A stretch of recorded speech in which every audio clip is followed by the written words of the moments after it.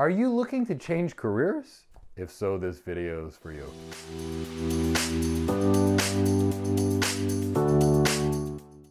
Hi, my name is Michael Gibbs, and I'm the founder and CEO of Go Cloud Architects, and we're an organization that's dedicated towards building high-performance cloud computing and technology careers.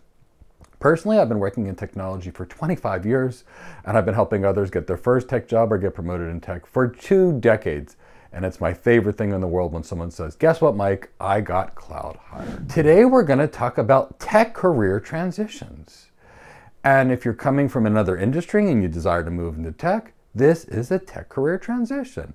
Now, I have a lot of experience with tech career transitions. Quite frankly, I made one myself, a pretty major one, and I've helped others transition into tech for decades. I'll tell you a little bit about me. I started by practicing internal medicine. I was a nurse practitioner, I had my own office, and I had a large practice of internal medicine clients. Now, while I enjoyed internal medicine, I just loved tech so much more. And all I did in my spare time when I was practicing internal medicine was build networks and servers, and I just enjoyed it. In fact, all of my spare time was going into playing with technology. I'd work from, say, 7 in the morning till 6, 7 o'clock at night. I'd come home and play with tech till 2 or 3 o'clock in the morning. One day my wife said to me, she's like, dear, you love tech so much, why don't you go work in it? She made that suggestion. 6 months later, I was the lead architect on my team in the world's largest ISP, and I loved it, and I've been working in tech ever since, and it's been the best thing that ever happened to me, and I want you to have this wonderful experience. So I'm going to give you 8 tips to help you transition into tech. The first thing that I'm going to recommend, and this is a mistake that I see 90% of the career transitioning population make, and if we get this wrong, it's going to affect your ability to get hired, and if we get this right, it's going to make it smooth, fast, and simple for you. The first thing that I need you to do is find out exactly what people do in the job you desire. I want you to know exactly what people do in the job you desire. And here's the reason. When you know exactly what people do, you know exactly what you need to learn. Now, I work, for example, with the architect community. And the architect community is a community of systems designers. And that's where I spend the majority of my time. Now, often when I get people that desire architect positions, and there's lots of great reasons people want these cloud architect or solutions architect positions, the people are actually learning every skill other than architecture. And that's going to make it impossible for these really great, really smart, really hardworking people to be hired. So find out exactly what people in the job that you desire do. That is number one. If you know exactly the goal, if you know the exact destination, then you can plot a course to get there. But you can't do it if you don't know. So first and foremost, find out exactly what people do in the job that you desire. Now, once you know exactly what people do in the job you desire, the next phase, it's still research, is to figure out what the most critical and in-demand skills are in your chosen career. So first, what do people do? And secondly, find out what are the most in-demand and critical skills for your new career.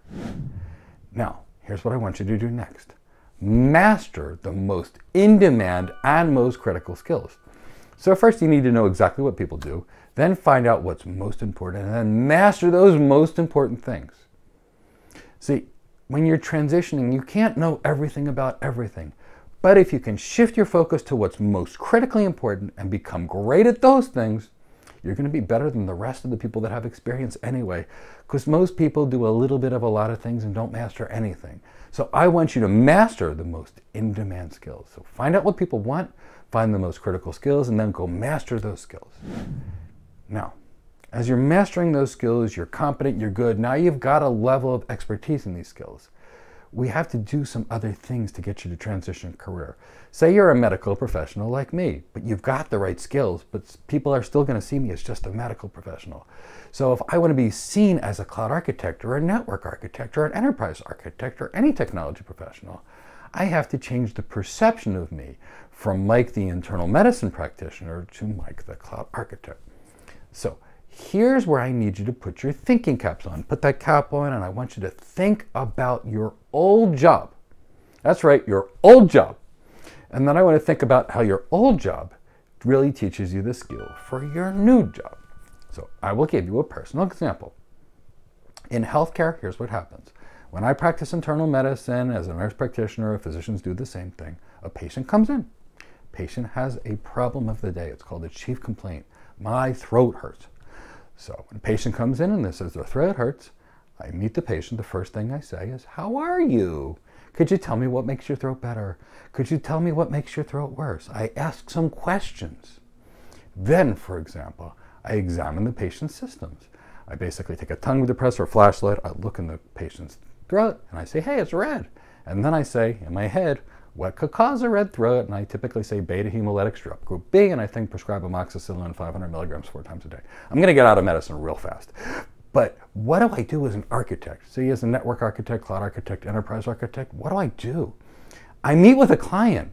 I ask them their business goals, their pain points, their challenges. I then assess the client's systems.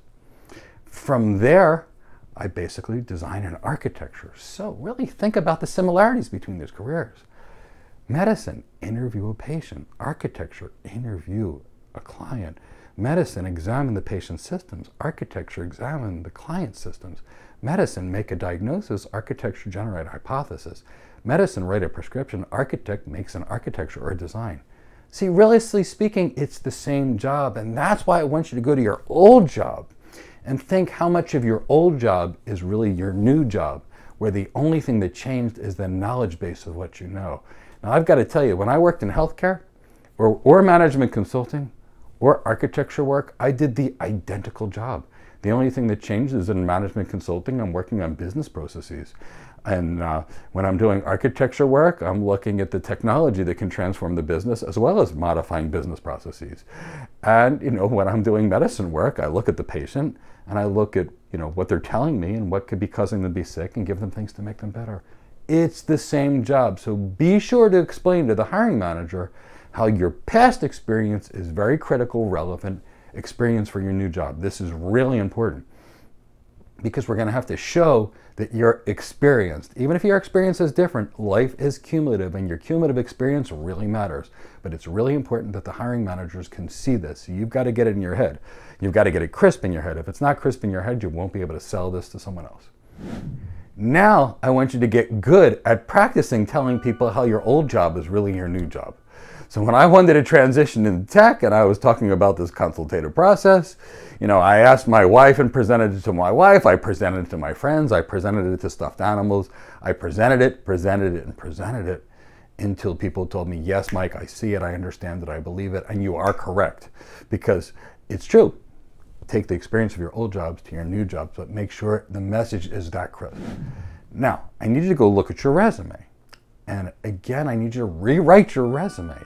I want you to write your resume to show how your old experience is relevant. So if you're going to any of these jobs that are highly consultative, pull out the consultation piece from your last job, assume it exists. Don't lie. It has to be honest. But if you were in customer service and you delighted customers that were frustrated, that is relevant experience for everything. If you were with sales and you did some consultative work that way, that's relevant for everything. So just look at your background and figure out the skills that are related to your new employer, practice doing it, and rewrite your resume on this. Now the next part of this, which is really the last phase and the major phase before we get to the get hired phase, is to work on the attributes that are going to make the hiring managers want you more. Now this is essential. Now the statistics on emotional intelligence, executive presence, soft skills, and their career, I mean, it's amazing. If you look at things realistically speaking, emotional intelligence is actually the best predictor of your success long-term wise.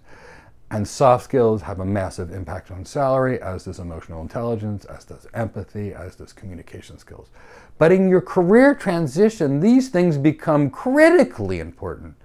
And here's why. When we interview as hiring managers a candidate, basically 50% of what the interview score is their technical abilities, and the other 50% is the other stuff. Their likability, the emotional intelligence, the communication skills, the social skills, the attitude. So when you're transitioning careers, you have to be the most likable in your phase. Super emotionally intelligent, have great social skills. So if you're a 40 out of 50 on technical competency and a 50 out of 50 on everything else, you score a 90 out of 100, which is unheard of. So when you're actually transitioning careers, you must polish yourself up. If you wanted to sell your house, you would clean the house, maybe stage the house, maybe make it smell good with some scented candles. Well, when it's coming to getting hired and transitioning careers, do the same for you. Polish yourself up. Work on your likability, work on your emotional intelligence, work on your social skills, and practice your interview. Practice the interview, practice the interview, practice the interview, and practice the interview some more. Learn all those cliche questions like the tell me about yourself and the why I should hire you. Get used to these new cliche behavioral interview questions that you see everywhere. Tell me about a time where you did something wrong. Tell me about a time where you had a problem with someone. Get used to these questions.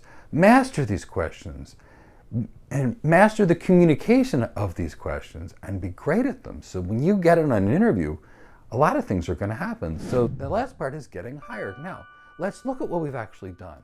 We found out the most critical skills for the job you desire.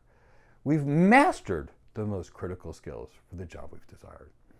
Now we thought about how our old job gave us the experience to prepare us for the new job. We've practiced telling people to the point that other people understand it and believe us. We've rewritten our resume, which is our brand, and then we made ourselves so likable, so emotionally intelligent, such expert communicators with such excellent interview skills. When we finally go on that interview, the interviewer says, gotta give this person a chance. That kind of attitude, energy, enthusiasm, capability, I can't find it anywhere. I will hire this person right now. So you want to know the secret of career transitions? That's it. That's how you do it. Go find the career you want, find out exactly the necessary skills, master those skills with expedience and excellence. Show other people how your past experience is related to your new job. Become super likable, emotionally intelligent, develop a great attitude, develop some excellent social skills, master your interview skills, interview, and go get hired. That's how you career transition. I've done it. I help people do it for 2 decades. And when you go from your past to your future, it can be the best experience in the world. I'd like to thank you for watching this video. My name is Michael Gibbs. I'm the founder and CEO of Go Cloud Architects. It was nice to speak to you today, and I look forward to speaking to you in another video. Take care. It was so nice having you join us for this video today. Let me tell you about some free services we do for the cloud community. Once per week, we actually have a free question and answer session live on YouTube, where you can come and ask us any questions you want about building your career related to cloud computing or networking, and we'll answer them in real time for you because we want to get you to your goals. Several more times per week, we have guests from industry experts that I've known for decades that are movers and shakers that have changed the world, that can give you information so you can build the best career. I invite them periodically. They are on my show. If there's a chance to do some free training on our channel, we'll do it live because we want you all to have the best skills for the best career. So please subscribe and hit the bell. I look forward to seeing you, and I look forward to assisting you in your technology career. Thank you so much. This is Michael Gibbs from Go Cloud Architects.